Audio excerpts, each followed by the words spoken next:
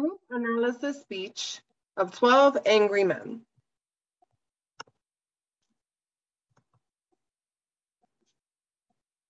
Slipped through our fingers. What are you, his executioner? I'm one of them. Maybe you'd like to put the needle in. For this kid, you bet I would. God, I'm sorry for you. Don't start with me now. Ever since we've walked into this room, you've acted like a self-appointed public avenger. Shut up. You want the boy to die for your own personal reasons, not because of the facts. You're a sadist. I'll kill you. You don't really mean you'll kill me, do you? These words are very powerful in the movie, and as we go along, you will see why.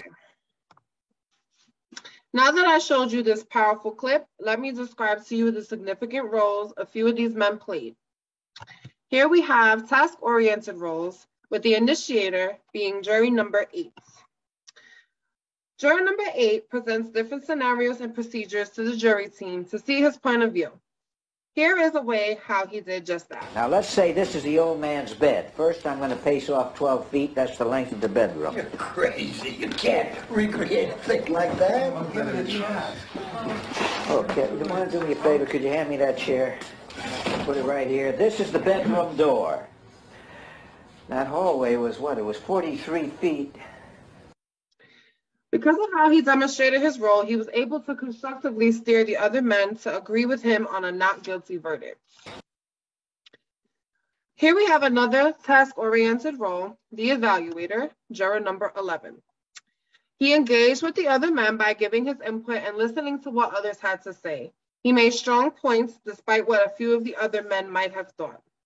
He made sure the other members of the juror were making the right decision for the verdict genuinely, not just because they were tired of deliberating, which helped establish standards for judgment. You have been sitting here voting guilty with everyone else because there are a couple of baseball tickets burning a hole in your pocket, and now you say you're going to change your vote because you've had enough with all the talking?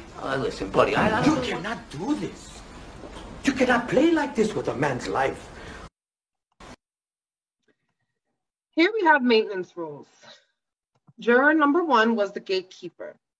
In the beginning, he suggests the way to start the deliberation and reminds the men of the jury what the goal is. He keeps communication open among What does he know? I think we should get on with it. These side arguments only slow us up. Now, what about it? He de-escalates situations amongst the men before they get any further. Trying to put a guilty man where he belongs, and somebody's telling us fairy tales, and we're listening. Take it easy. What do you mean, take it easy? You feel like seeing a proven murderer walking the streets? I'll tell you what. Let's give him his knife back. Make it easier for him. All right, stop the yelling. Now, does anyone have any other suggestions? Trying to put a guilty man... Here we have another maintenance role, the harmonizer, juror number 6. He tries to reconcile members of the group to be respectful to one another. He was firm with others to reduce tension within the group when other men were speaking their point of view. But anyway, I was wondering if you could do me a favor, maybe take it a little easy on the old man. I figure once you get up that high in years, is there a little break,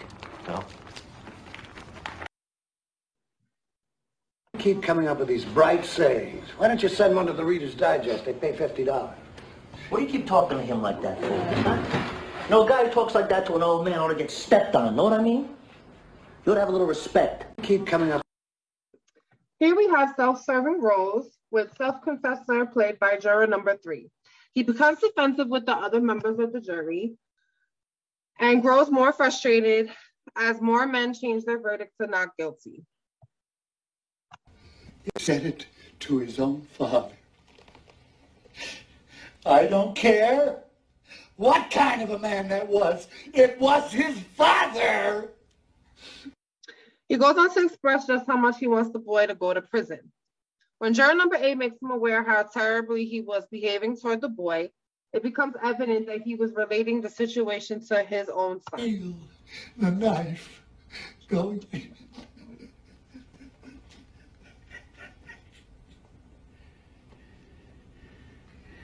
He's not your boy. He's somebody else. Here we have the aggressor, which was played by juror number 10. He was overpowering and defiant when deliberating about a verdict with the rest of the jurors. He grew angry as the deliberation went on and often criticized anyone who had a difference of opinion. Hit a scream, didn't hit a scream. What difference does it make? Those little details. You guys are missing the important stuff. I mean, all of a sudden in here, everybody's... I would like to call for another vote. There's another vote called for here. Gentlemen, take your seats. What are we going to gain by voting again? I don't know. He showed his true feelings about the boy on trial when he started talking poorly about Hispanics. His prejudiced views are what motivated his guilty verdict. These wetbacks are multiplying like rabbits. They come over here illegally, and they're multiplying 5 times faster than my people. That's 5 times, brothers. And they're wild animals. They're against us. They hate us. The roles in the movie were performed well by the jurors. In the end, they all came together and contributed to the verdict. While there is evidence that does indeed prove he is guilty, I believe the boy is not guilty. I do think the jury came to the right decision, given juror number 8 made great points that no one else thought of. The knife, hearing the yelling, and the movie theater scenario all tied together with the not guilty verdict.